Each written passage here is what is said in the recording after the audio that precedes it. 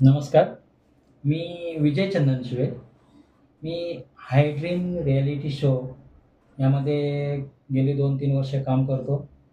तर माझ्याकडं तुमच्या रिक्वायरमेंटनुसार प्लॉट असेल, एकरमध्ये असेल, जागा हवी असेल, बिल्डिंग हवी असेल किंवा आणखी तुमच्या काही जे रिक्वायरमेंट असेल, तर ते आम्ही करू शकतो, देऊ शकतो तुम्हाला आणि ते पण तुमच्या सोयीनुसार.